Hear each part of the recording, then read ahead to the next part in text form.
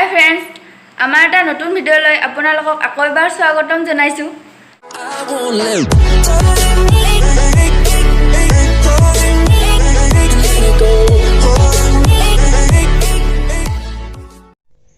আজি আপোনালোকৰ ওচৰলৈ এটি নতুন ৰেচিপি লৈ আহিছোঁ। তো বলকচোন ভিডিঅ'টো আৰম্ভ কৰোঁ। আধা কিলো মাংস লৈ ল'ব। তাত মাংস অনুপাতে নিমখ দি দিব আৰু এচামুচ হালধি গুড়ি দি ল'ব। তাৰপিছত এচামুচ জিৰা গুড়ি দি ল'ব। এতিয়া এচামুচ জলকীয়াৰ গুড়ি দি দিব আৰু লগতে আধা চামুচ জাতি জালুকৰ গুড়ি আৰু এচামুচকৈ আদা নহৰুৰ পেষ্ট দি দিব।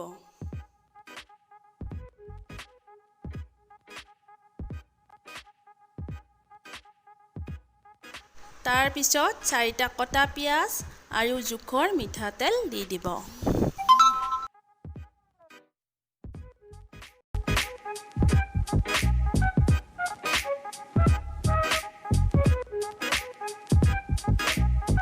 এতিয়া মাংসখিনি হাতেৰে ভালকৈ সানি লৈ 1 ঘণ্টাৰ কাৰণে মেৰিনেট কৰি থৈ দিব।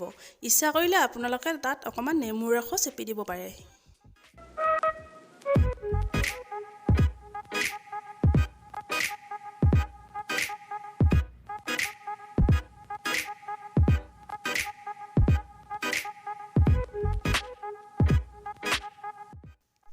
হেল্ল' বন্ধুসকল, এতিয়া আমাৰ মাংসখিনি মেৰিনেট হৈ গ'ল। 1 ঘণ্টা হৈ গ'ল মেৰিনেট হোৱা।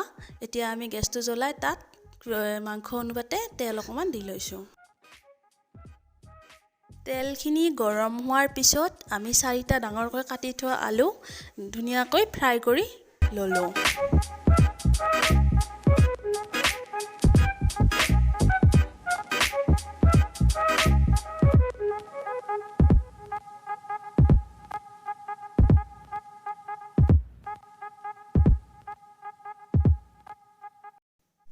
এতিয়া আলুখিনি ৰঙচুৱা হ'ল। এতিয়া আমি আলুখিনি বেলেগ এটা পাত্ৰত নুমাই থ'ম।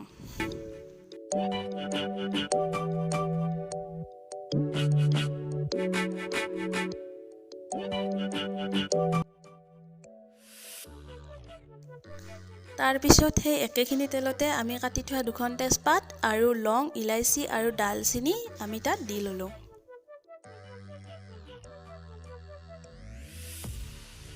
কেতিয়াবা গৰম তেলত লং ফুটি যায়, সেইকাৰণে সেইখিনি আমি অকণমান ছাইড কৰি থৈ দিলোঁ আৰু কাটি থোৱা পিঁয়াজ 4টা আমি তেলত ফ্ৰাই হ'বলৈ দি দিলোঁ।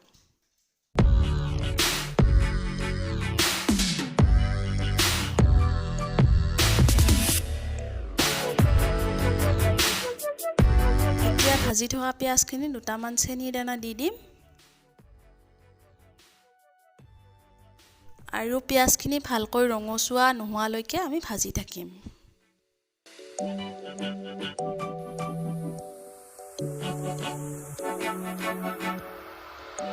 এতিয়া পিঁয়াজখিনি ভালকৈ ৰঙচুৱা হৈ গৈছে। ইয়াত এতিয়া আমি 4টামান জলকীয়া দিম আৰু মেৰিনেট কৰি থোৱা মাংসখিনি তাত আমি বাকি দিম।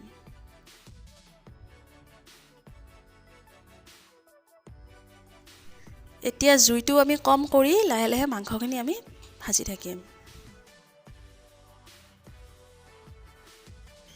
আৰু 15 মিনিটমান পিছত মাংসখিনি তেনেকৈ তেল বিৰিঙি উঠিবলৈ ধৰিব।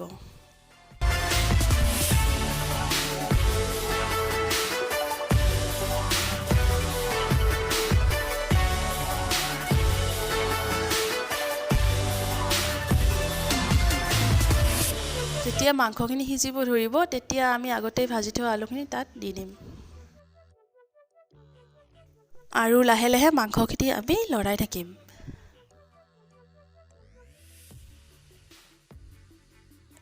এটা কথা মন দিব যে মাংসখিনি কেৰাহীটোৰ তলত লাগি নাযায়।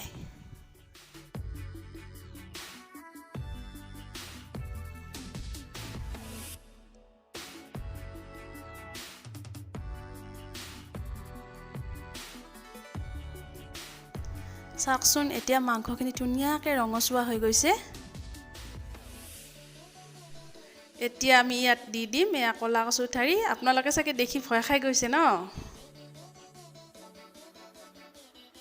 কিন্তু খাবলৈ কিন্তু বহুত টেষ্টি হয়। এবাৰ ট্ৰাই কৰি চাবচোন।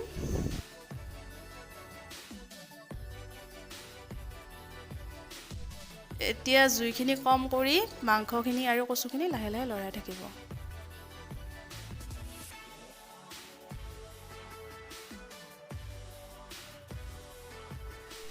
এতিয়া অলপ পিছত দেখিব কচুখিনিৰ পৰা পানী ওলাবলৈ ধৰিছে।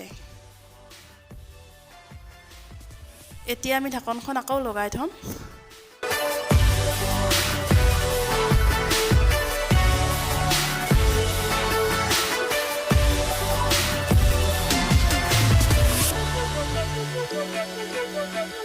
এয়া চাওক কচুখিনি একদম গলি গৈছে, মাংস আৰু কচু একদম মিলি গৈছে। এতিয়া আমি ইয়াত উতলা গৰম পানী ঢালি দিম।